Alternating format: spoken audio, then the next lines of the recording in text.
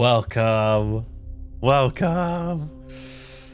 Kerbal Space Program 2. I had no idea this was coming out today. This is the first day. I'm hoping to get this video out tomorrow. Wish me luck. But I only have like 2 hours, probably less, to play this for a little bit, get some recording, and maybe even get a video up. I am excited.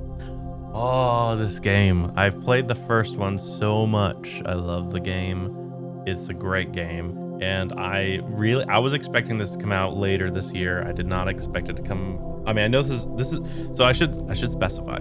This is early access.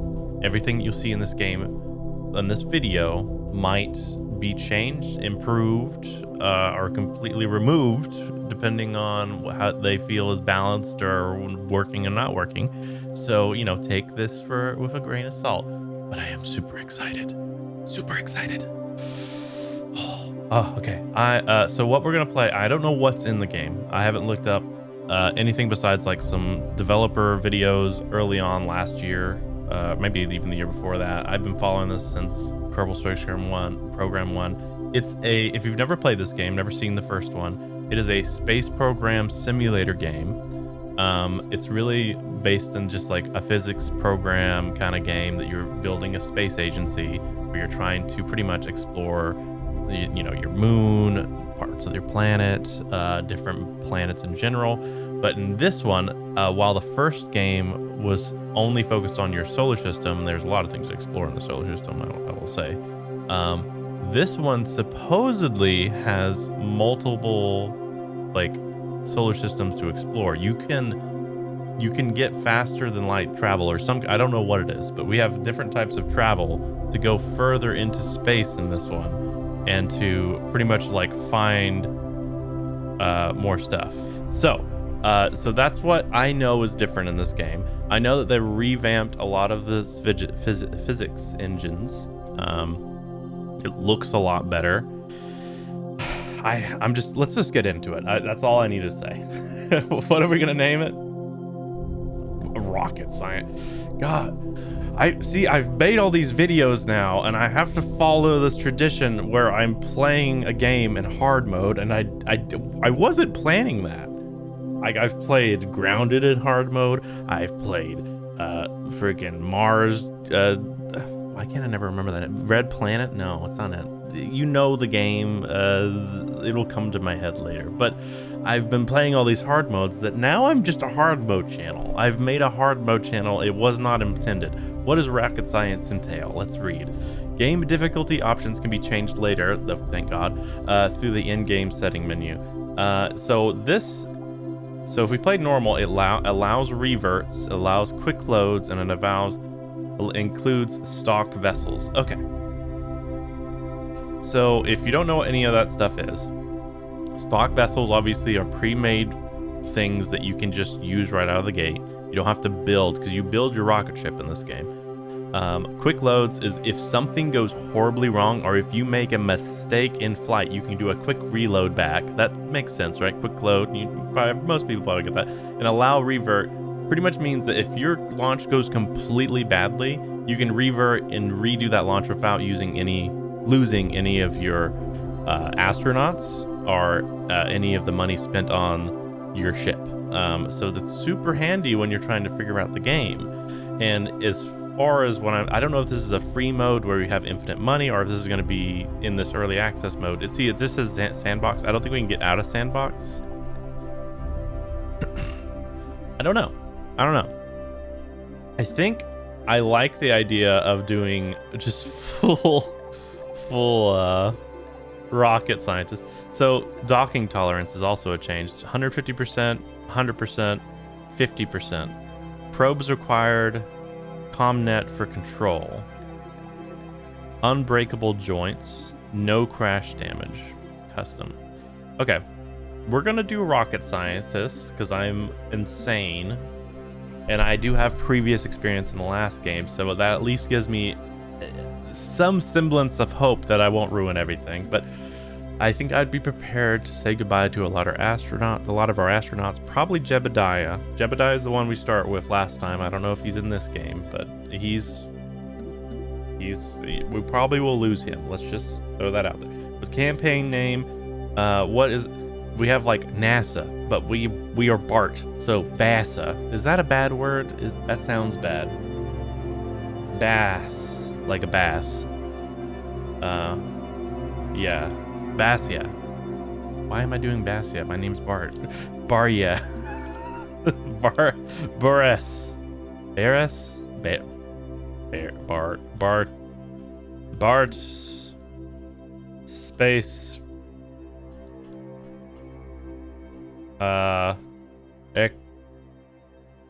Explorers. Wait. The Bart's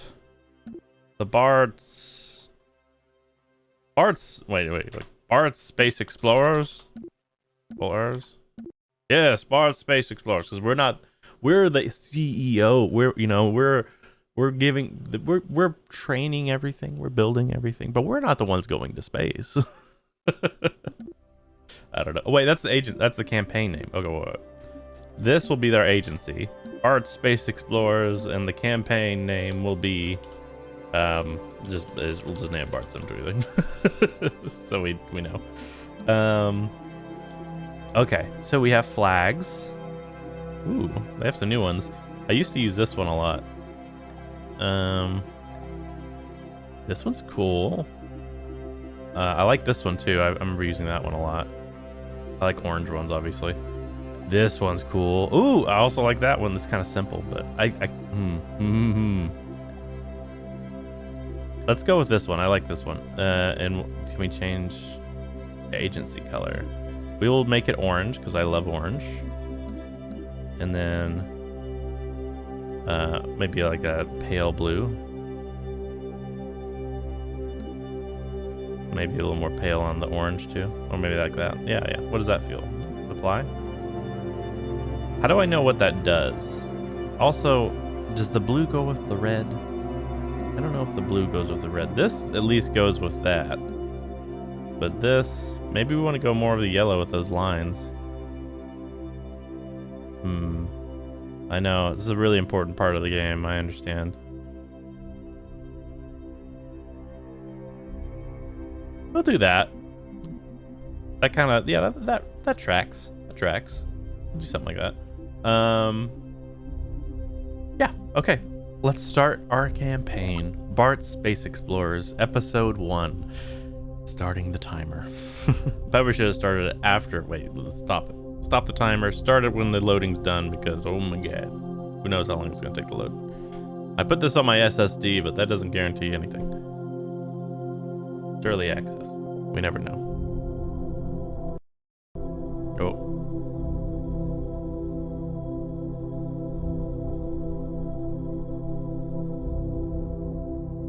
Devil. Okay, here we go.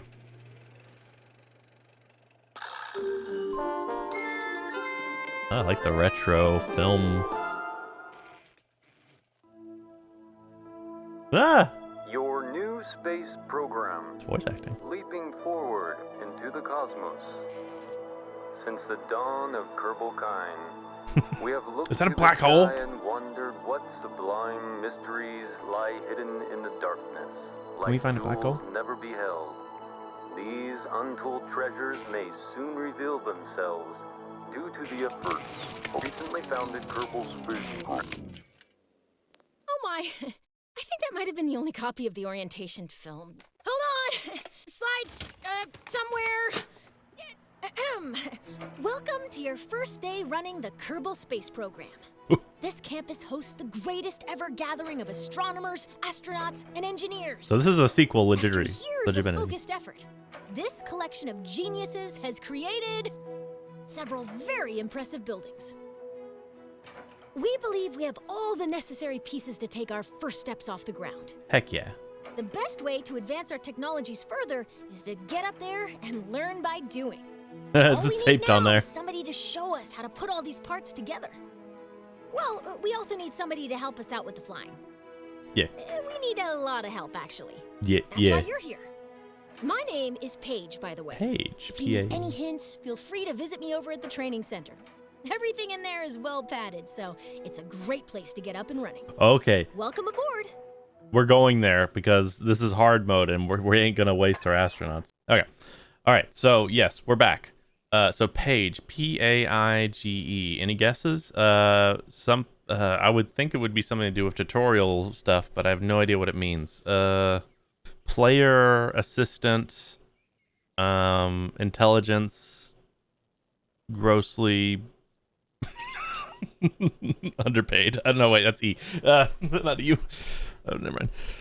Hello and welcome to Kerbal Space Center. This campus has everything you need to turn your fledgling space program into a stuff of legends. Our engineers have created a training program that will guide you through building and flying your very first rocket. Thank goodness. You will go through these lessons here at the training center. If you want to start building right away, go to the vehicle assembly building is where you want to be. You know what I mean. All right, sweet. So this is similar to okay. So this does look a little better as far as graphics, I'd say. Obviously, like distance here, you have to render things a lot lower. So, like, you know, I forgive the rectangle mountain over here because, you know, it's a giant game. It's huge. It's open play. Yeah, let's do this. So let's go to the training center. I think we should start slow. The training center is where you go to learn how to build, fly rockets, planes, and rovers. And it looks like it's also where our astronauts are training. The lessons take place in a simulation where you can start a lesson at any time, even in the middle of an active flight. Interesting. So if we want to refresh our skills with like a landing while we're orbiting the moon or something, in this game I think it's called the moon, you could do that. That's good to know. When you're done, we put you right back where we found you. Okay. So what's next? All right. So space is the place. 007. Let's go through these. This is the first episode. How do rockets work? Learn the basics of rocketry. Build, launch, stage, and land a rocket in suborbital flight. Oh, what the heck? Check out the background there. Suborbital flight to learn the fundamentals. We all have to start somewhere. Yeah, let's start there. Like, we have some previous knowledge, obviously. You haven't seen that knowledge of my side, but I would count myself as a pretty good Kerbal Space Program player. I've had races on Twitch with a friend of mine of whoever can get to the moon as fast. Admittedly, it did take us hours, but we started from zero and we had to build up our funds to make the rocket. And you have to really start small in this game. Most of the time, our probably first Space is the place. project. I'll stop here for a second. This is so cute. They did a lot of little... I love the theming. They didn't have a lot of this before. So you want to get to space. Have you tried rockets? Rockets use fuel and engines to create thrust, which propels them forward. When a fuel tank is empty, it is dropped to stay as lightweight as possible, allowing the rocket to go even faster. They didn't teach you any of this before. As well as other expendable parts of a rocket are called stages. Different stages do different things. Often the first stage is very powerful, with just enough fuel to get the vehicle through the atmosphere. The second stage usually has a low thrust engine that, while not as powerful, is more fuel efficient. After dropping the heavier first stage and leaving the atmosphere, the second stage engine pushes the much lighter second stage to orbital speed. This is awesome. This teaches you so much. Wow. On a flight to space, the final stage parachutes back down to the surface, ideally in one piece.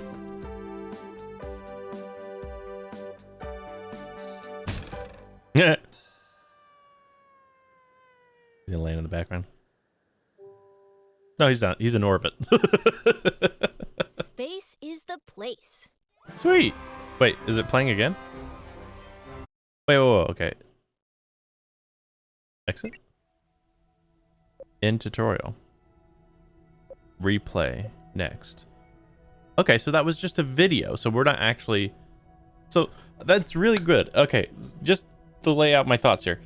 In the first one, you're playing a space agency that's starting from zero. You don't know what to do. And it kind of goes with the theme because the Kerbals that you use to make the agency, like you're overseeing them, there is no prior knowledge of space travel. So you're kind of going into it and you're learning how to do it all with obviously way more knowledge of, like, you have rocketry stuff right from the beginning. So a lot of first players experience in the Kerbal Space Program, if you knew nothing like me, was just you fly a rocket into space and you try to get into orbit because you knew what orbit was, but you didn't know how to control that orbit. You didn't know, like, how the idea of, like, that line of orbit gets adjusted depending on where you are and how much thrust you put in a certain area. A lot of my orbits were not circled. They're very ellipses. So that's a really good example of how it worked there, because it was very visual. This is a great, like, with the theme of, like, it's the second Kerbal Space Program, so the race of Kerbals, they understand it more, so they're trying to teach other people, so that's good. But it's also, like, it's a good way to, like, this is way more user-friendly to, like, get into this and, like, understand it now. Let's go to the next one. So this is going to be video. We're going to watch some videos. We're watching videos, y'all. Takes a while to load them. Welcome to the launch pad. As you embark on your journey into rocketry, it's important to get all the crashing out of your system here in the simulator. I bet. It really cuts down on the awkward phone calls. Wow. Today, you'll be launching into the virtual skies over KSC, where you'll learn how to control a rocket. I love the music with this. This is great. So, wow. Okay, there's a lot more on the screen. Wow, I'm getting a little nervous. I've never seen a lot of these tools. I know what they should be. Like, I used this tool, but it looks way overhauled. Okay. So this is our, like, balance. This is the way where the tip of the cone, our thrust direction is pointing, which is directly up right now. Okay. So what we want to do, let's see. Let's watch this. Let's learn how to rotate the flight camera. Oh, that way, we already did that. Great. You can also zoom the camera. Nice. Got it. Go ahead and pick your favorite view for this launch. I think right here is probably good. Your rocket is ready for launch. Every good launch starts with a big green button and lots of fire. Most bad launches do too, actually. Oh, cool. Start the launch, go to the sequence selector and hit the go button or press the space bar. So I was gonna hit space bar, but they have tempted me with a green big bar, so we hit go. So I think shift and control controls my thrust. Looking good. Ascend to 1,000 meters, and then we'll learn some controls. Okay, 1,000 meters. Where's our meters? So right here, the purple thing. We're at 700, 1,000. Okay, Game you're paused. a kilometer up. You can still crash, but you'll have more time to correct your course if you start pointing at the ground. Yes. Let's learn some rocket controls. Love it. Let's do it. When flying a rocket or a plane, we have specific terms for moving. Pitch tilts your rocket's nose up and down. So I'm hitting W. You can see our pitch right here is changing on this globe. So where are we going with this?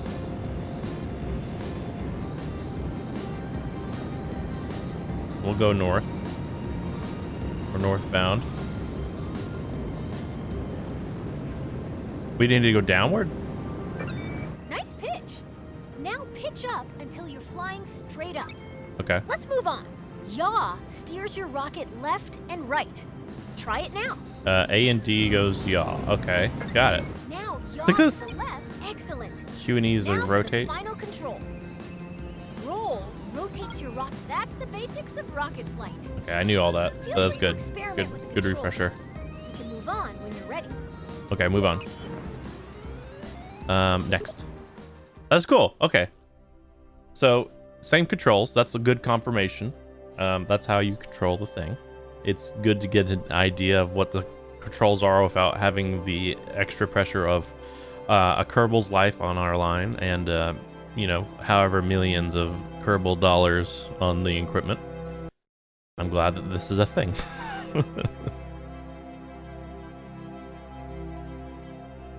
Okay, what next?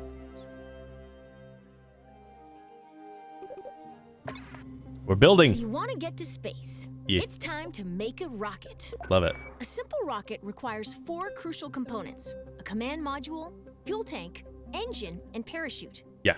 Let's start Need by the learning parachute. how to add a command module. A command module allows us to control our vessel.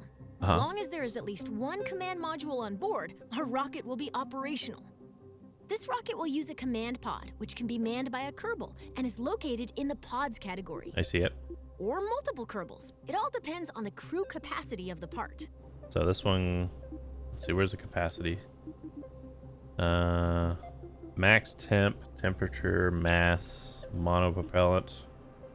I do not. Okay, a 5-seat. It says on the description. This one's a 5-seater. Limited power, single seat.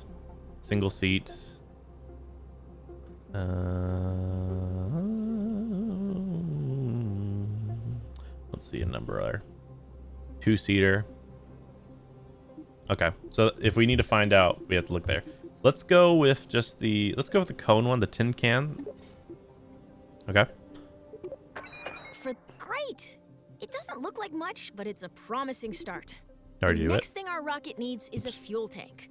Fuel or propellant. How about that one? Oh, oops. Rocketry Weekly calls it good enough.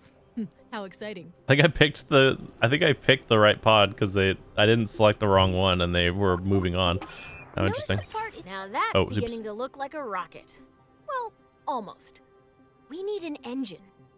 Here at the KSP, we have 4 different types of engines: launcher, sustainer, orbital, and deep space engines. That's different. Okay. Launcher, sustainer, orbital, and deep space. Huh. Okay. Also, typically, I'm gonna sneeze. 1 second. I'm sorry. Okay. I'm back. Ooh. All right. So typically, at least in my experience, you usually would add a little cap here so you can remove the tank from the command module. So at the end, you have way less mass to parachute off, and it's a lot easier, gentler of a landing. But they're saying not to. I don't know if that means that this already has the decoupler device, or if we're just going to land with more mass. But whatever the case, we're going to go with what it says. I wish I read that. Now that I know that it'll stop, we'll actually go through the full thing. To break free of Kerbin's soupy atmosphere, we want either a launcher or sustainer engine. I personally like sustainers. What can I say? They keep me going. Nice. Now let's add the sustainer engine to the fuel tank. Sustainer. Okay. Excellent. Our rocket is looking pretty great.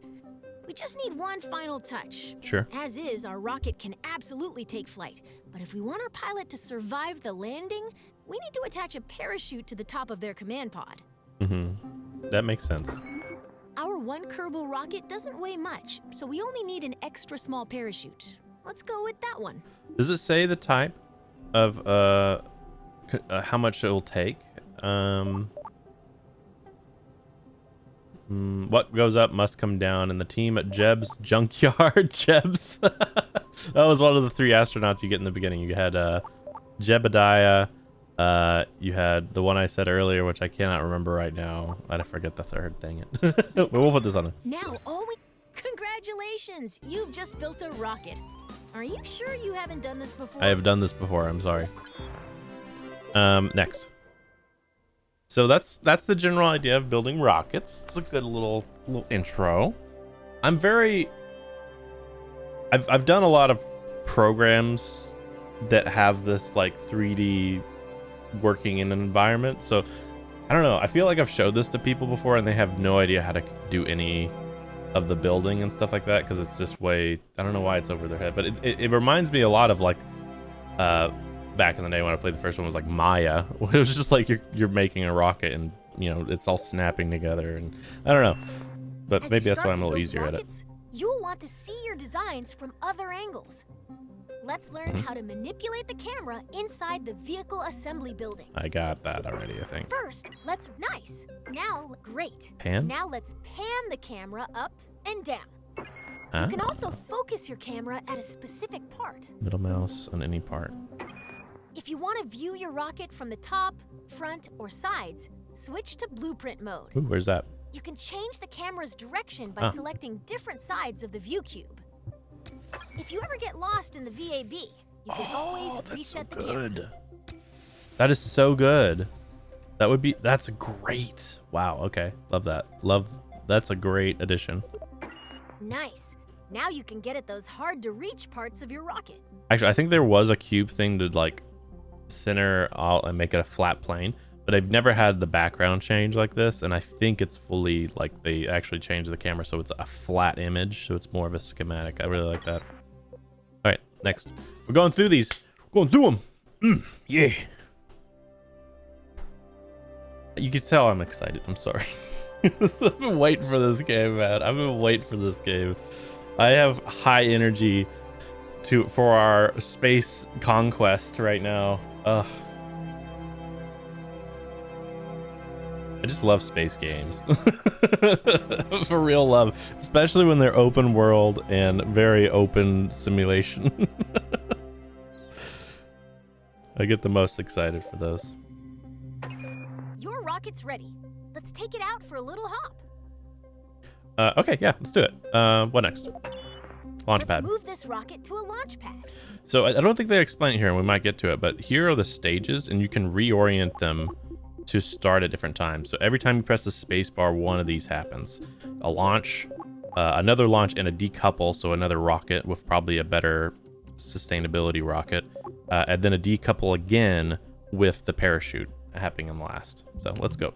And you can change all that around so you can have different logic of every time you press the space bar in different stages of your rocket flight. Should do fine without any steering inputs, but if things get out of line somehow, feel free to intervene.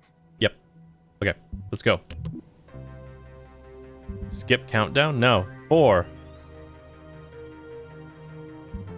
3. Wait, where's the countdown? I don't see a countdown. I didn't see the countdown. Am I dumb? Was it just like on top of the screen that I didn't notice? Okay, so we got Valentina Kerman. You've cleared the launch tower and your flight is underway. Let's learn about staging. Rockets are constructed in sections called stages. Each stage is designed for a different part of a mission. When a stage completes its job, it's dropped to shed weight. Yep. On your right, you'll find the staging stack. It displays all of the functions contained in each stage. Every time you select the Go button, you'll activate a new stage, starting from the bottom of the stack. Okay. So I'm interested what this 4 means. Each stage's fuel supply is shown on a bar next to the stage. Your active stage, stage 1, still has a little fuel in it. When it goes dry, you'll drop that stage by selecting Go. So I think this is what they're talking about right here. We're already down this far on our oxygen and fuel. Okay. And then also, I think the 4 represents our stages. We have 4 stages. Okay. So once this is gone, yep. Your first stage is out of fuel, and all it is doing is slowing you down. To drop that weight, you're going to activate your next stage. That will activate a decoupler, which will drop your empty stage. It will also activate your next engine. Once you activate a stage, there's no going back. Ready? Hit Go to lose that mass. Congratulations! You're nearly to space, and your next set of fuel tanks are empty. Now is a good time to drop them. Okay. Activate the next stage to separate those tanks. Wait, what stage? This one's already... We still have a lot going on here. Wait, I'll end it then. Your capsule will now continue coasting up. Yeah. All that's left to do is gaze back down at Kerbal and wonder if you remembered to lock your car. Nice work. Oh God, we left the oven on.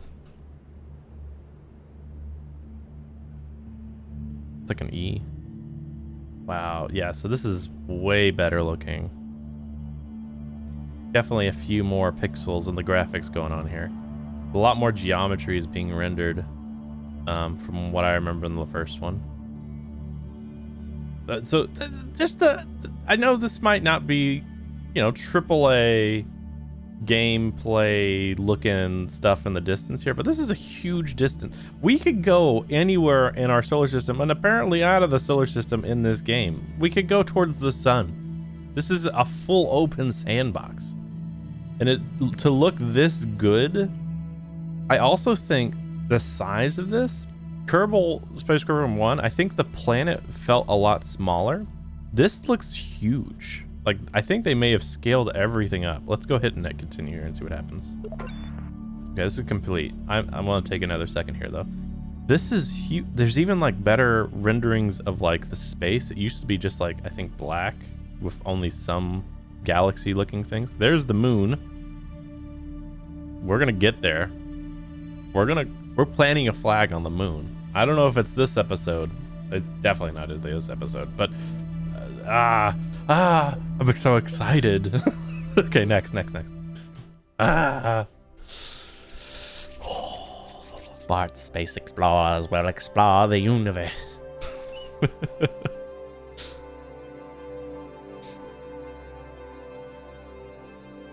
I'm happy. I'm loading and I'm happy. This is a really cute illustration, little logo of like a film strip following the line there. Your capsule has a lot of momentum. If you're curious how high up you are, oh, here we go. take a look at your altimeter. You're so high that you can see the curve of the horizon. Yeah. This stuff makes me so excited. Rocketry involves a lot of waiting between the cool explosions. Yeah. You can speed up time by selecting the time warp controls at the bottom of your screen. Okay. So this tells me my altitude, but is there a way to tell me... Okay, when this speed hits 0, we're going back down. So we have about 400 meters. We'll hit time 2, though. Check out, you're about to start falling back down. Let's slow down and enjoy the view. Are we about to? I feel like we still have a little bit. I'll hit it. Great job. You're now a master of time. Try not to use this new power for evil. Definitely will. Okay, so that's just a time control thing. Wow, we really can see the curvature here. The music in this game. The music was... I don't remember much of the music in the first one, but this one's hitting me right in the intergalactic feels. All right, next. I want to get to the point where we could do it. We could fly. This is our mission. This is a really good tutorial because if you guys, if you've never played or don't understand any of this is a great way to get into it. This is a great refresher for me because I haven't played Kerbal Space Program for probably like 2 years. But you know, I am high excite.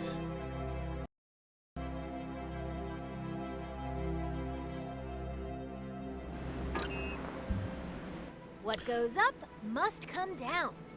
Wind resistance will slow down your capsule's descent, but not enough to prevent it from turning into a bunch of tiny capsules when it lands. True. That's why we've attached a parachute. Fair. If you deploy your parachute too early, it'll be torn off. If you deploy it too late, you'll do some unplanned underground exploration. Oh. The sweet spot for Kerbin is between 20,000 and 2,000 meters. Okay. 20,000 to 2,000 meters. We are in meters. This is M, right? Okay, yep. 7,000. So I could do it now.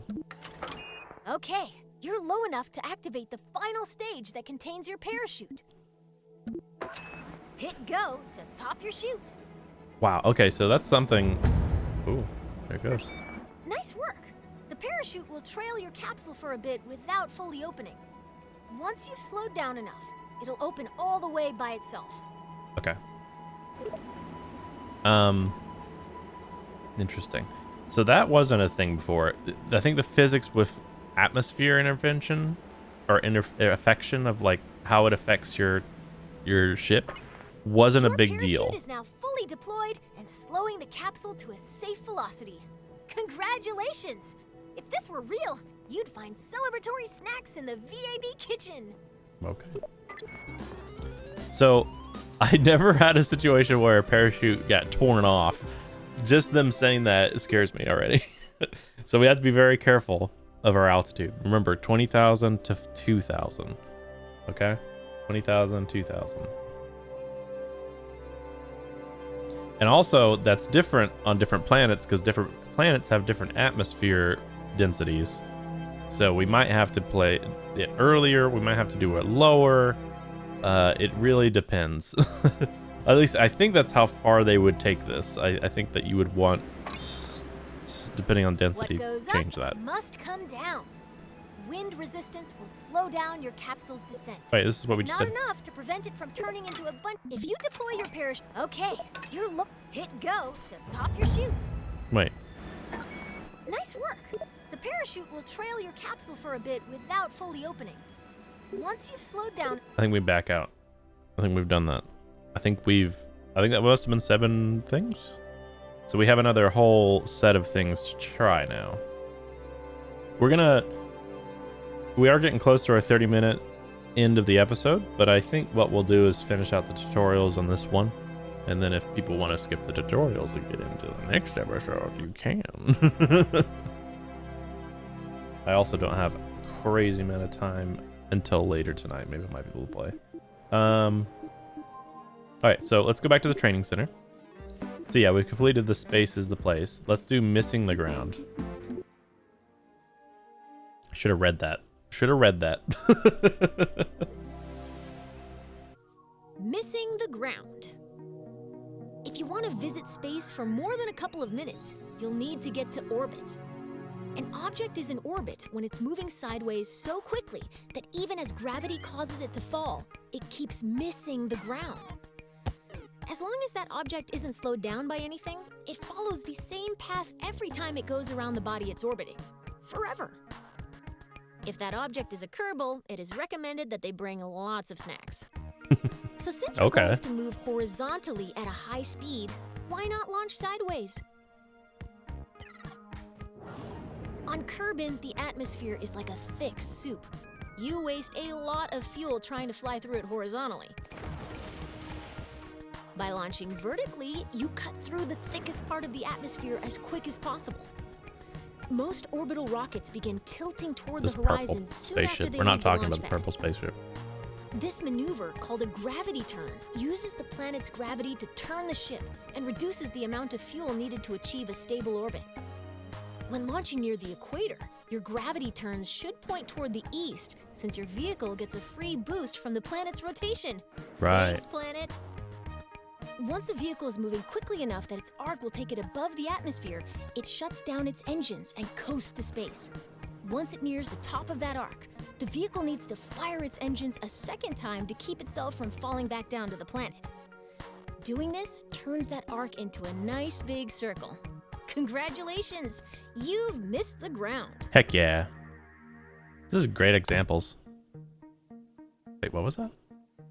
Yeah, just keep eating your pizza. Who cares? So they didn't have a food requirement before. I'm interested if that's a thing, if we have to actually have a supply of food in our rocket ship, which makes total sense. It would be a part of space travel, but I never considered it. So we might, if that's really a thing in this game, we might, if we need to travel to another solar system, which might take us years, who knows how fast our engines will be in this game. We might have to grow our own food in a spaceship. We might have to have a botany department, which is interesting. What next? When you're making a rocket, it's often easiest to work top to bottom, Sure. tailoring each stage to carry the weight of everything above it. Okay.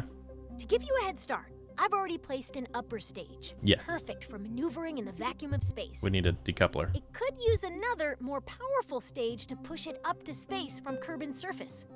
Okay. Let's turn this vehicle into a multi-stage rocket. So coupling. Anytime we intend to drop an empty stage after using add that decoupler, we need to attach a larger, more powerful lower stage to the bottom of your rocket. Fuel tank. To keep things simple, I've whipped up a new lower stage in another workspace. Oh, cool. You can bring saved vehicles and other sub-assemblies into an in-progress workspace by merging it. Oh. Let's merge my lower stage into this VAB workspace. Dude, that's awesome. Out in the real world, this list would show all of your saved workspaces. Okay. Here in the simulator, I'm only showing you the lower stage you need to merge. Sure. So, click that. Hit merge. Now that the Dude, lower that's stage awesome. has been merged into your current workspace, you can see it next to the upper stage. So Select the lower stage and connect it to the decoupler beneath the upper stage to create a single 2-stage rocket. Right. So that's awesome. We could build sections at a time and really perfect those sections in its own save file. And then when we want to add everything together, make a new save file, add them all in, merge them all in, and then we have a way more modular build of rocketry that before I felt like I always would build a rocket and then I'd start over. I mean, I would most of the time rebuild the first stage or another stage all over again, which took a lot of time. So that's going to speed us up a lot because then we'll be able to merge them. That's great. Perfect. Merging is a very powerful tool. I love that. Anytime you want to reuse a particular booster, lander, or other element from an existing rocket, merging saves you the hassle of making the same that's so thing good. over and over. This is already way more streamlined. As far as the UI, the teaching, and the building, this is 10 times over from what I remember on Kerbal Space Program 2, or the first one. But I will say they did do a lot of updates, and I remember last time I played Kerbal Space Program 1, they added a lot of things like this, but I didn't know how to use it yet. I don't know if they had merging, but this is super good, and I love the way they're teaching it. Let's go to the next one. Yeah, I know the timer's off, but we're finishing the tutorials this episode. All the tutorials. Let's do it. So much loading. I'm glad I put this on my SSD. I will tell you that. If this was not on my SSD, I'd be here for 30 minutes each load, I'm sure.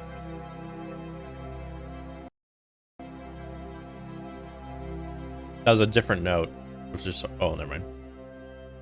We're starting. Space rockets sometimes need an extra boost. In a rare case of rocket scientists naming something well, these additional rocket engines are called boosters. Boosters are attached to the sides of a vehicle to keep them out of the way of the main engines. Okay. Solid fuel rockets make great boosters. Oh. They produce a very high thrust for a short time. That's what you mean. Okay. Let's attach some boosters to the sides of your vehicle. Okay, so we need a coupler, right?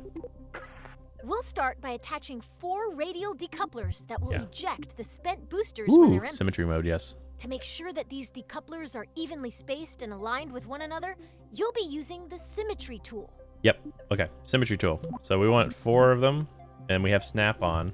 We need to go to the coupling. Wait, right-click the symmetry tool. Okay, right-click. Great. Now when you place a part on one side of your rocket, 3 more evenly spaced duplicates will appear. Oops. Right alt tapped. That's fine. So yeah, radial. We have 4 of them. Now attach it as shown. Okay, so you want me to attach them there. Okay, got it. Perfect. Got it. Now you've got 4 radial decouplers exactly where they need to be. Sure. Let's attach those solid fuel boosters. Okay. This one? Sure. Since you're still in 4x symmetry mode, simply attach this booster to one of the decouplers you just placed. That will attach copies of that booster to the remaining decouplers. I want to center it. So right there. Great job. You've finished your orbital rocket. You can symmetrically place up to 8 parts at once. We might later. A feat that could until now only be achieved by certain sea creatures. I guess octopi? Okay. That's also, these are great tools. Symmetry was in the last one, I remember that. If merging was in the last one, I was not using it at all, and I feel stupid. But good to know on this one. The only downside right here, I can tell, is there's so much loading.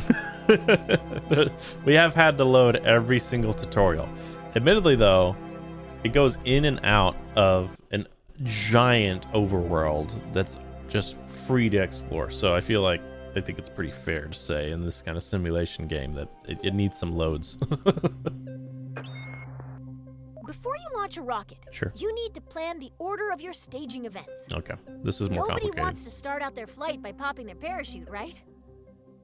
Most parts that can be staged Maybe. are automatically assigned to stages. Their activation order can be seen in the staging stack. Drinking coffee You today. can change when staging events occur by moving them between stages. You can also add, remove, and reorder stages. Best of all, you can do this in both the VAB and in flight. Oh, yeah, that's right. That's good to know. The staging order begins at the bottom of the staging stack. Mm-hmm. You want your boosters and main engine to fire together for maximum thrust. Yep. The solid fuel boosters are currently in the second stage. If we don't change anything, the boosters will ignite late and detach themselves at the same time. This would be embarrassing for everybody, so let's move the boosters down to stage 1. Okay, so click this and pull it down here.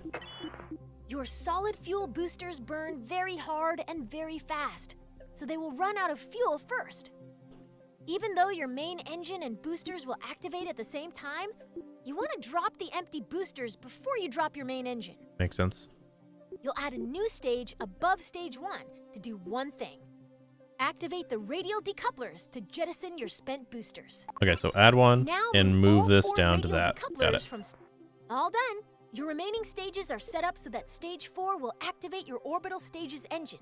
Stage 5 will detach the orbital stage's fuel tank when it's empty. And stage 6 will deploy your landing parachute. Thanks to you, this rocket is ready to fly. Good to know. All right, next. I got all the building. I technically know this stuff, and I could skip through it, admittedly. But like I said before, I think this is a good refresher, no matter the case. And there might be new stuff like the merging that I might miss, and it might speed us up indefinitely in the future if we know it. Like, the merging is already going to save us literally episodes worth of time. So, what we will be doing is just from that realization is we will be building the best All right, stage we're ready to in light one this file candle. for sure. In this flight, you're going all the way to orbit. Heck yeah. I'll walk you through the process of launching, executing a gravity turn to get moving sideways, coasting to orbital altitude, and doing a final burn at the top of your arc to establish a stable orbit. I'm here for it. Before we begin, let's talk about the I'm gonna nav go ball. right. The nav ball shows your vehicle's orientation relative to the horizon. The blue half of the ball represents the sky, and the Yeah. brown half represents the ground. Yeah. The level indicator at the center shows your vehicle's orientation. When you turn, the ball turns. When you roll, the ball rolls. Assuming you want your rocket pointed at the sky, you'll want to see lots of blue on the nav ball. If you get confused, remember this rhyme. If the nav ball's brown, you're going down. Okay. Remember that. If the nav ball's brown, you're going down. At launch, you want all your engines at maximum thrust, which Yeah. means you need to set your throttle at 100%. Sure. So Your hold solid shift. fuel boosters are way ahead of you on this. They have no setting other than full throttle. Right. And they can't be shut off once they're lit. Once you hit the go button, they'll go full tilt until they run out of fuel. Still, your main engine's throttle is in your control. Okay. You So can see your main throttle okay. here. Left shift gradually increases your throttle. Left control gradually decreases your I'm throttle. glad that's the same. Z and X instantly set your throttle Oh. to 100 or 0% respectively. Okay, so Z high. Left click on the X low. throttle will set its level where you clicked. Oh, okay, so hold shift. Your fuel levels are visible within the staging stack. Right now, you can see that your main engine and 4 boosters are all topped off and ready to rumble. It's time to go. At the start, all you need to do is fly straight up. Okay. I'll check back in with you once those boosters are empty. Good luck. All right, let's go. Dang, it's fast. Dude, the music. Ah! It's so more thematic. Wait, do we have SAS? Okay, we do. There's a way. If you don't have SAS, it'll just All right, the defer. solid fuel boosters are empty. Let's drop. It's time to start your gravity turn. A gravity turn uses the pull of the planet's paused. gravity to help bend your vertical ascent into a horizontal arc. Sure. It's the first step to entering orbit. For our first flight to orbit, we're going to start our gravity turn up to where the air is thin. at an altitude of around 10,000 meters. Okay, so we're at To 6. show you where to aim your rocket, I've placed a target marker on your nav ball. Okay, cool. So First, we need to get to 10,000 meters. wait, so 10 first. So 8, 9. Okay, lag. Did it freeze? Oh, there it goes. And turn. You're going to yaw towards the east so that the target marker is in the center of the nav ball. Your vessel and nav ball should look like this example video if you're performing the gravity turn correctly. Okay. So we want. Wait. Yeah. Okay. Got it. Let's go. So we're turning east. Okay. Let's not be too harsh on it. So that green little arrow there is where our momentum is going. We want to bring that momentum over to the X. So it's not where we are. Your current stage's fuel is empty. Oh. Let's drop it and activate your deep. Great job. Your rocket is on its way to orbit. As you gain experience, you can make your gravity turns more efficient by starting to tilt your rocket soon after liftoff. Adjusting course with a series of small corrections instead of one big one will leave you with a lot more fuel when you get to orbit. Turning immediately after launch requires a very stable rocket. So if you ever have trouble keeping the pointy end up, you can try the simplified wait and turn method we use today. Okay. I usually would turn a lot sooner than 10,000, but it's good to know that that's a safer route. All right, next. So I assume it's gonna resave and put us where we need to be, and we're gonna do an orbit. I'm excited to put this all together. It feels very similar, but I'm very worried of stuff we don't know yet, like food, like atmosphere, like how that's going to affect us on landing. I think all these things, I'm okay with getting onto orbit so far. Everything's very similar to what I know. As soon as we start descending, I'm a bit worried. Right now, we're on a ballistic trajectory. Yes. If no further adjustments are made, your rocket will eventually fall back down to the ground. Our objective is to turn this arc into an orbit. The process of turning your trajectory into a circular orbit is called circularization. Okay. Partial credit to the rocket people on that one. It does have the word circle in it, but it's really hard to say. Circularization. When planning and executing orbital maneuvers, you'll want to switch to map view. So this is good. Where you can see every part of your current trajectory. Okay. Switch to map view. The blue there arc we passing go. through your vehicle is its current trajectory. The path your On rocket up will view. follow if you don't touch the controls anymore. Our goal is to make that arc into a circular orbit. After Okay. you've coasted nearly to the top of this arc, you're going to point forward, and then you're going to ignite your engine. If you time this burn right, you'll never quite get to the top of the arc, as it'll keep widening in front of you until it wraps all the way around the planet. Okay. Interesting. Oh, gosh. Look at this. This is a little explosion. I love that. That's a great little thing. Let's break that down a little more. The top of your arc has a helpful tag in map view. It's called the apoapsis, abbreviated as AP. Hmm. You're going to max out your throttle before you pass this point. Before. We're paused at just before the apoapsis. Okay. We want to go faster in the direction we're already moving, so we need to make sure our rocket is pointed forward. There's a handy marker on your nav ball called the prograde marker. Yes. That represents your forward direction. Use the Stability Assist System, or SAS, to point your vessel at that marker. Okay. So if I hit this, the SAS will just go to it? You're all lined up and ready to go. The next step is to go max throttle. It can take time for your arc to... Once your trajectory reaches all the way around the planet, you'll see another marker on your orbit. This is the periapsis, or PE, The lowest point in your orbit. It'll always live on the opposite side of your orbit from the apoapsis, or highest point. By burning prograde near your apoapsis, you increase the altitude of your periapsis, the lowest point on your orbit. Okay. Makes sense. Here's the most Periapsis, important thing to remember about apoapsis. setting up an orbit above an atmosphere. Your periapsis must be higher than the atmosphere, or your rocket will start to slow down every time it dips into the upper atmosphere. Yeah. On Kerbin, that means every part of your orbit must be higher than 70 kilometers. To be higher than 70 kilometers. We're in KM right here, so we need to be. We're already pretty high. Keep your eye on your trajectory for now, and I'll tell you if your periapsis is safely out of the atmosphere. Good to know. Good to know. All right. So I guess we fire our engines. Are we already firing our engines? So okay, SAS already did that. Interesting. So every stage has its time, and this one was a little too soon. Let's try again. wait, what? Was I already burning? I messed it up. Wait, did I hit continue? I want to do a redo. Is it gonna redo? Ah, crap. That doesn't bode well. I think I couldn't tell if my rocket was firing since I was in map view. I think I may have hit a button to start it way earlier than I needed to. Right now, Okay. we're on a Map. when planning and executing Skip orbital through this. The blue arc, let's break that down. We're paused at just before Button. the apoapse.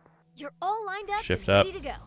Then once your trajectory Okay. reaches, here's the 70. most important. Keep your eye on your trajectory for now, and I'll tell you if your periapsis is safely out of the atmosphere.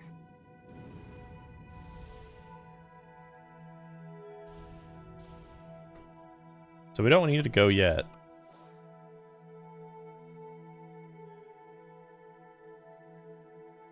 Okay, right before. So this is lined up perfectly so far. I had to do this manually, I remember. Like the SAS would always keep where you've pointed and try to keep that trajectory that you'd select. But before that, it wasn't much. So, okay, we're going to start now. Okay, so we should start seeing our ballistics impact over here push, yeah. And this is going to pretty much stay where it needs to be. If I hit go, I think that'll detach our... That's probably what I did. I detached our engine before we were ready. So this is good. Okay, we're pretty much horizontal to the ground and the sky. So we're having the maximum amount of thrust laterally. Okay. We maybe should have burned a little earlier. We're already past our apoapsis.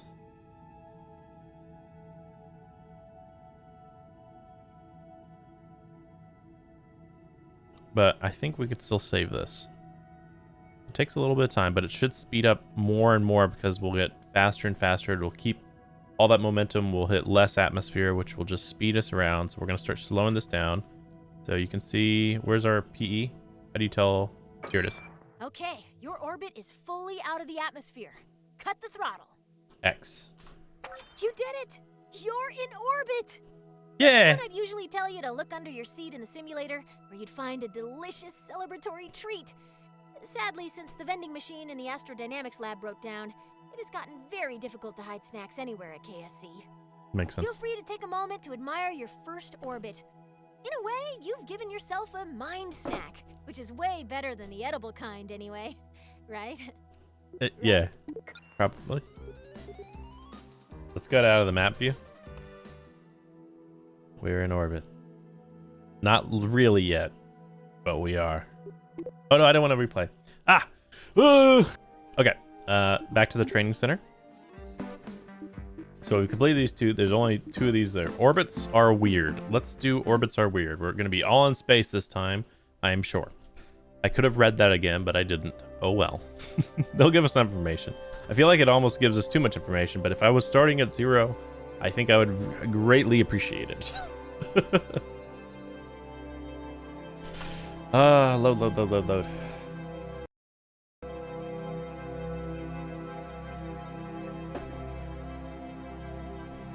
Need more coffee. Okay. Are weird. Remember your orbiting baseball? Yes. What if you wanted to make its orbit higher? Mm-hmm. Well, it's a baseball, so grab your bat and try to hit the ball to a higher orbit. Your first thought might be to try to deflect the ball upwards. Unfortunately, hitting the ball upward bends its orbit so that it hits the ground before it can return to you. Makes sense. What you need to do is hit Kinda. the ball in the direction it's already moving, adding to its already high velocity. Now that you've sped the ball up, why isn't it flying any higher? It just keeps whizzing by at the same height it always did. After all, I said that making it go faster would make it go higher. What gives? The ball is actually going higher, but it's going higher on the opposite side of the planet from where you're standing. You've raised its orbit, and you've learned the first lesson of orbital maneuvering. Your actions affect the opposite side of your orbit. Yeah. Weird, huh? It is strange. So the ball is moving faster, but it's still passing you But it at makes the same sense. height. How do you get its orbit higher on this side of the planet? Now that you know how changes in velocity affect the other side of your orbit, you've got all you need. By adding velocity to the ball at the highest point in its orbit, you raise the lowest point in its orbit and make it circular again. It's like stepping up, up, up. Donuts. Yeah, you're in space, dude. Yeah, it's unfortunate. Feel bad for him. Feel bad for him. He must eat, but he cannot. He is an astronaut. He cannot astronaut. Get it? Oh god, cut it. Cut it. Cut. An equatorial orbit is good, but if you want to travel beyond Kerbin, you will need to manipulate your orbit. Let's start with something simple, expanding an orbit. We do that by increasing the value of our apoapsis. Let's get a good view. All right, M. Remember how you circularized your orbit by increasing your forward velocity? Yeah. To raise your orbit, you'll just do more of the same. It's time to burn prograde. Prograde, got it. Now that we're pointed the right way, we can increase the throttle and watch our orbit expand. Okay, here we go. So 100%, here we go. So our apoapsis is different, our periapsis is different now. We're at our lowest point because we're starting our Ooh, cut the throttle. If you nice. That maneuver raised our orbit on the other side of Kerbin. Yeah. So we will enter high orbit there. Waiting to reach a specific point can be as eventful as watching the neon stripes on your rover dry. The paint job will be worth it, but isn't it better to rush to the end? Yeah. Skip ahead to the good stuff using a time warp. Time warp. So we're super slow, so we'll speed it up a little more. So it's going to get faster and faster. Actually, we're at the fastest point right now. I think we should slow down over here because we start coming back down at the highest point. Yeah. Go speed through. We don't want to go too fast. There's a lot of settings here. I feel like we could just go around like a million times if we go the fastest mode. All right. Almost there. Almost there. Almost there. It's going to pause us, isn't it? No. Look. There we go. Continue. Like I said earlier, the highest point of our orbit is called the apoapsis. The lowest point of our orbit is known as the periapsis. By default, your camera is focused on your vessel. So if you can't see either of these points, adjust your camera. How do you adjust your camera? I've always been bad at that. Scroll on this the one. middle mouse wheel to zoom in and out. Double-click an object to center your camera on it. Excellent! You can time warp to any position on your trajectory by selecting a point on your vehicle's current path, and then selecting Time Warp to Point. Oh. That's awesome. I didn't know that. Okay. Oh, wow. Okay, middle mouse does that. Okay, double-click my ship. Focus. Right-click. There we go. Okay. I guess we need to get this up in higher orbit.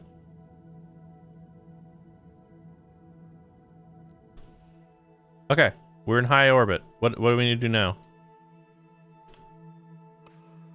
Oh wait, is it because I didn't do a time warp? Okay, let's time warp somewhere.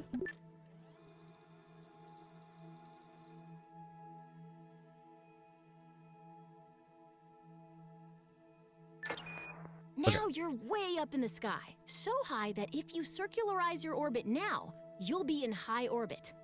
Wow, the black starry void looks so small from here. All right, sweet. I did that out of order, but that's really cool. You can select in your orbit to warp to it. I think you could have done that in the old one in Sandbox, But when I did the scenario one, the campaign mode, I think you had to unlock it, which I don't think I got very often. Interesting. Okay. From command pods to space probe cores, a lot of critical rocket parts use electric charge. You'll want to design your rocket so it can generate and store EC. Okay. Most rocket engines generate electric charge while active, but we'll still need a way to keep our batteries full while coasting between maneuvers. Solar panels convert Kerbal's light into EC for our rockets. Small solar panels can just be placed, but large solar panels are delicate and must only be deployed once we're out of the atmosphere. Okay. I've equipped this rocket with 2 deployable solar panels. Here's a hand crank. Get to work. Hand crank? Just kidding. There's a handy button that opens all of them with a single click. Oh, sweet. Give it a try. Great. The solar panels are now extended. Light tracking solar panels only rotate on one axis, so we may need to reorient our ship to point them fully at the sun. Okay. Let's make sure the panels are getting direct sunlight by rolling our ship a little bit. Roll. Oh, they're turning. Look. Ah! Oh, that's so cool. So they rotate on their rod, but we have to make sure they can rotate towards the sun. Oh, that's so cool. Okay, where's our electric charge? Like, it's going up here? Oh, that's so cool. Do we need to face it more?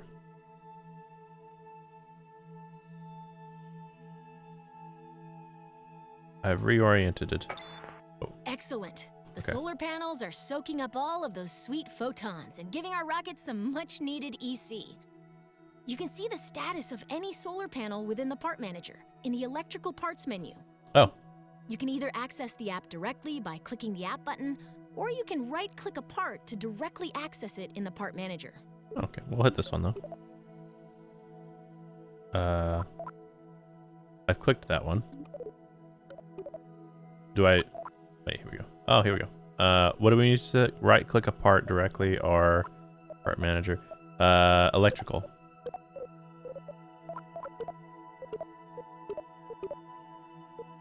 Extended. What do you want me to do here? Status. I don't know what you want me to do here. This is the first one I don't understand.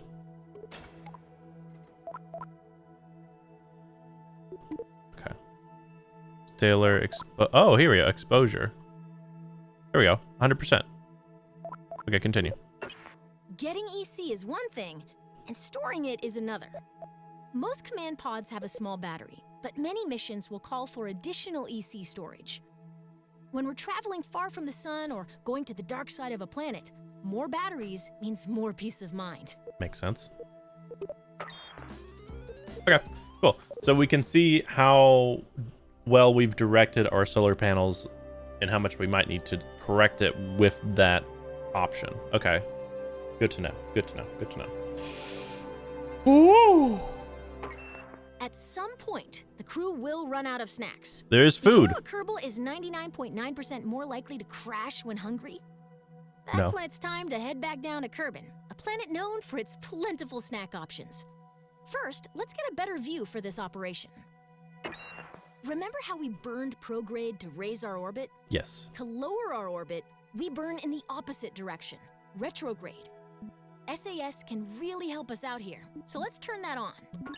Now flip retrograde, the opposite direction. All right, the rocket is aligned to retrograde. Okay. Increase the throttle and burn until our trajectory is just past the atmosphere. So Z.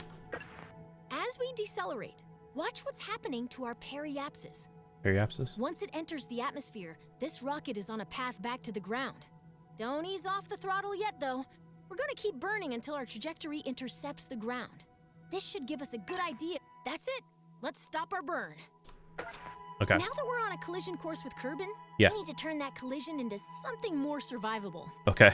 This process of crashing without dying is called landing. Oh. Our upcoming stage will activate a decoupler, dropping the engine and exposing a very important heat shield. Oh. Why don't you do that now? We want to just discard it now? Discard the engine staging wire. Okay. and our heat shield is exposed. Okay. Have you ever wondered what a marshmallow feels like when it catches on fire? You're about to find out. Love it. Okay. Let's go to training center. For our final one, orbital transfers. You mastered orbits around Kerbin. Now the universe beckons. Learn what it is involved in traveling to another celestial body. I really wanted to land, but it didn't tell me how to. I thought it would tell me how. Okay. That's the part I was saying I was a little worried about, because I feel like that's probably where the most of the changes of the game has been done. Okay. At least there's a heat shield. It did tell me to do that. Okay. Sure. I think we got it. I think we're fine. Orbital transfers. As you know, the faster you go, the higher your orbit gets. If you get moving fast enough, your orbit may cross the orbit of some other object, yes, like a moon or a planet. The closest celestial body to Kerbin the is moon. the Mun. If you're looking for The somewhere Mun. else to fly a rocket, the Mun is a good choice. The real trick to getting there is timing your departure so that the Mun captures your vehicle at its highest point. If you mistime your departure, you may miss the Mun entirely, which creates a lot of paperwork. Let's assume you've left at the right time and the Mun is there to meet you. Sure. As your vessel approaches the Mun, it enters a zone in which the Mun's gravitational What's that influence tiny on thing your there? orbit is stronger than Kerbin's. This zone is called the Mun's sphere of influence. You've had to go very quickly to escape Kerbin's gravity, much too fast for the Mun's low gravity to capture you. If you don't slow down, your vehicle will speed past the Mun and be flung farther into space. Remember what I said about paperwork? Once you're in the Mun's gravity well, the best way to slow down is to fire your engines backwards until your trajectory becomes a nice, stable orbit. Yeah. Now you're a moon of the Mun. Ha! You're a moon of the Mun. Okay, let's do it. Are we gonna land there? I'm excited. Our rocket is in orbit over Kerbin and ready to fly. The mission today is to, drumroll please, intercept and Heck orbit the yeah. Mun. To be captured by the Mun's gravity, our vessel must cross into the Mun's sphere of influence, or SOI. The SOI. zone in which its gravity is stronger than any other celestial body around it. Right. We're going to create a maneuver plan to figure out Ooh. when and how long we need to fire our engines to intercept the Mun. Love it. Yeah.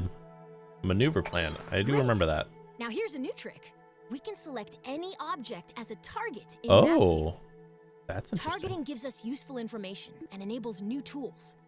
Once we've targeted a celestial body or other object in space, our maneuver will provide closest pass and plane angle information. Okay. This can be very helpful for meeting up with someone or something in space. Right, set focus. Okay. Right now, our camera is following our vessel as it orbits Kerbin. Yeah. Let's adjust our camera until we can see the Mun. I see it. Then right-click to target it. Already did that. Open the context by right-clicking the Mun. We want to place this maneuver plan with two things in mind. First, the Mun is in motion. Yeah. We can't aim our spacecraft Where where it the Mun is. is right now. Instead, we have to aim where the Mun will be after our vehicle has coasted all the way from Kerbin. Yeah. Okay. Second, remember how increasing velocity raises the opposite side of our orbit? Yep. Since we're placing this maneuver plan where we intend to start our burn, we should place it on the opposite side of Kerbin from where we intend to intercept the Mun. Makes sense. Placing a maneuver plan usually involves making a best guess, and then fiddling with the maneuver until you get an intercept. Fortunately, you've got a crack navigator with you today. By my calculations, we'll want to put our maneuver here. Okay, so we'll click there. Create a maneuver plan. Excellent. We've just created a maneuver plan. Yeah. While we could find out if our departure timing is correct by just picking a direction and maxing the throttle, Yeah. a maneuver plan tells us in advance how much delta V we'll need, how long we'll need to burn, and in what direction our vessel will need to point during the maneuver. Oh, that's cool. Okay. Grab and pull the arrows to plan a burn along that direction. Grab. This maneuver is pretty simple. We want to burn prograde and expand our orbit. Okay, so I'm gonna zoom out a little bit. So we're gonna expand this orbit, and we're gonna go all the way to our prograde because we're already aligned with it because we went east. We're just going to. Nice. So we have an intercourse. That maneuver event towards the end of your trajectory is exactly what we're looking for. It tells that if we execute this plan, we'll intercept the Mun. Intercept. Okay. If a maneuver looks right, but we're not getting the intercept we expect, we can change the starting position of the maneuver by grabbing and dragging the middle of the maneuver plan along our orbit. It's very common to refine a maneuver plan by adjusting both the position of the maneuver and the direction of the planned burn. So I'm trying to understand what I'm looking at here. Let me get over here. So I think that'll be our closest. This will be our closest. That's the highest. This will be our closest intercept, and that'll be our highest intercept. I think that's enough. Okay.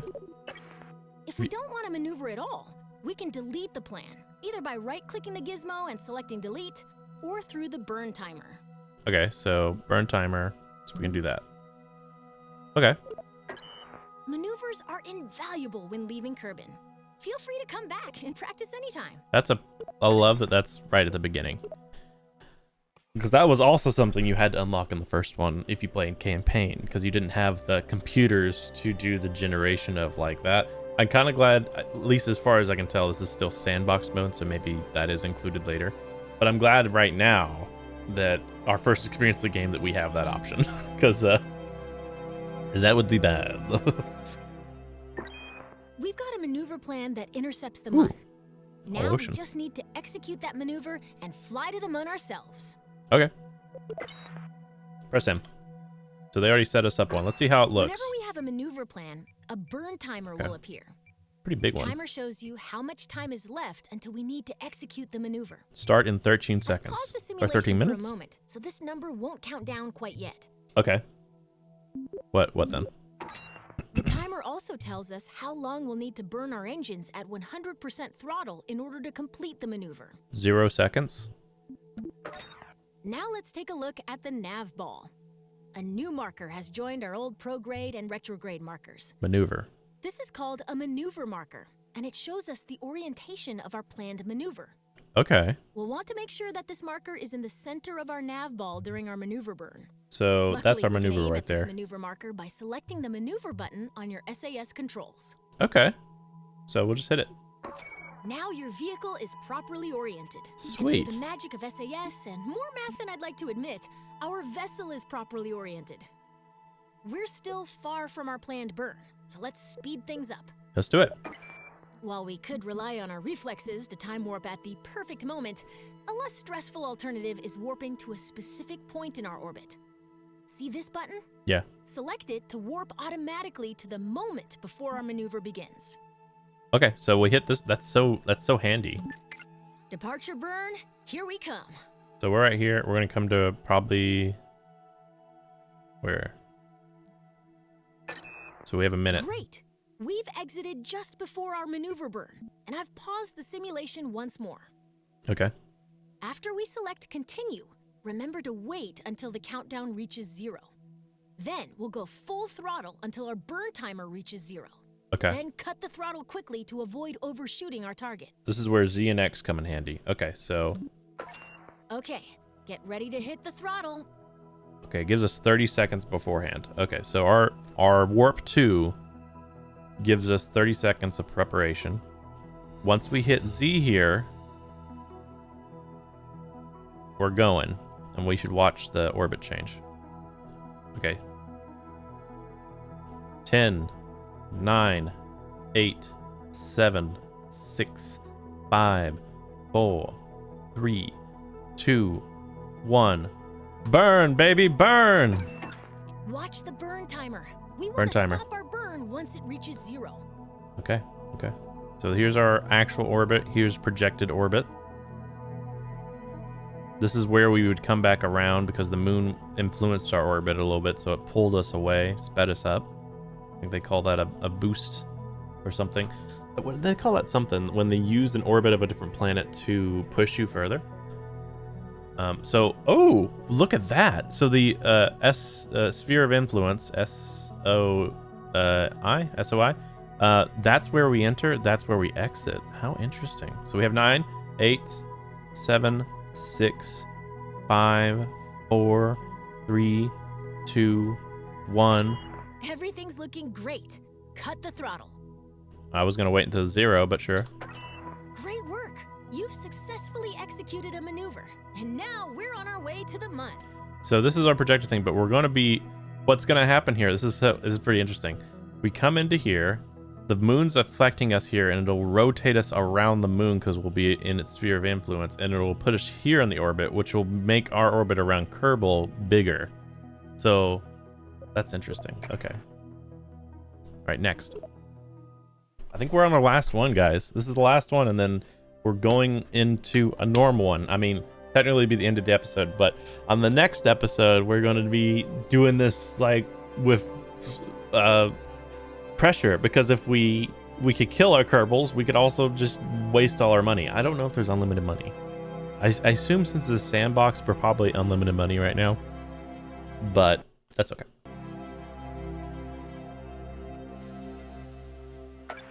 It's going to take a while to reach the Mun, but don't let the wait fool you. We're now moving faster than any Kerbal has ever flown before. Where's our speed? When we enter the Mun's sphere of influence, we'll be going way too fast for the Mun's gravity to capture our vehicle. Yep. Next. To orbit the Mun, we'll need to burn retrograde once we're inside its SOI, or sphere of influence. This will slow us down enough to keep us from being whipped into interplanetary space. Yep. Enter map. Let's start by time warping until we're within the Mun's sphere of influence. That's the sphere within which the Mun is the primary gravitational influence on your vehicle. Yep, you told me. Let's get a little bolder with our time warp this time. 1,000 times? Okay. Farewell, Kerbin. We'll miss you.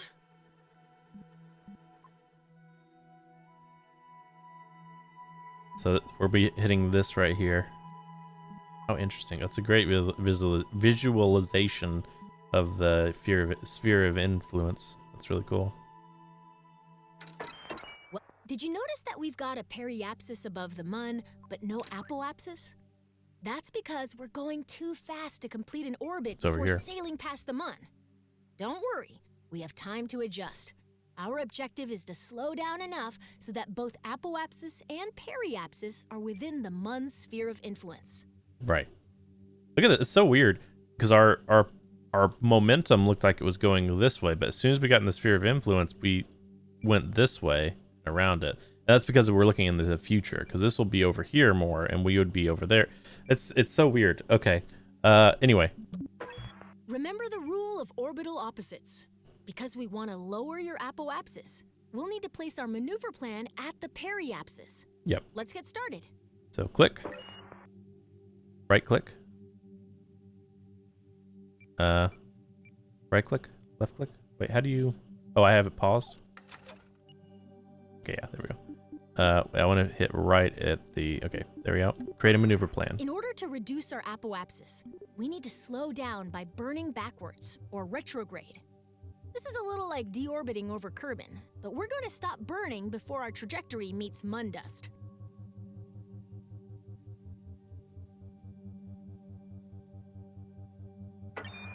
Maneuver plan set. Next up, let's make sure we're pointed where we need to be. Okay. Boom. If the maneuver is right and we're pointed in the right direction, now we need to time warp to the right position. Okay. And we're on our way. This is very fast. I mean, obviously we're going through the tutorial, so it's a little slow, but all these little buttons to time warp and everything. Almost there. When the countdown reaches 0, throttle up to start your capture burn. Yep. Before we had, I remember having to time everything with just using the time warp bar, and it was very easy to hit like 1,000 times time and go right past the place you wanted to burn. So this is all these little features to make it a little easier. I'm actually really appreciating right now. I do think it would be nice. We're about to burn. It would be nice to not have that in the campaign until we actually unlock it. But I do like this. 3, 2, 1, burn, baby. Keep burning until the 7 burn seconds. timer reaches 0. 5, 4, 3, 2. Shut the engines now. Sure. We haven't. Fantastic. That was some fancy flying. Looks to me like you're about ready to try this for real. Hell yeah. All right, we did it. So, okay, next episode we're gonna make our spaceship, launch our spaceship, and get hopefully to the moon. I don't know what our plan would be. We're about to see. I'll see you then. Bye bye.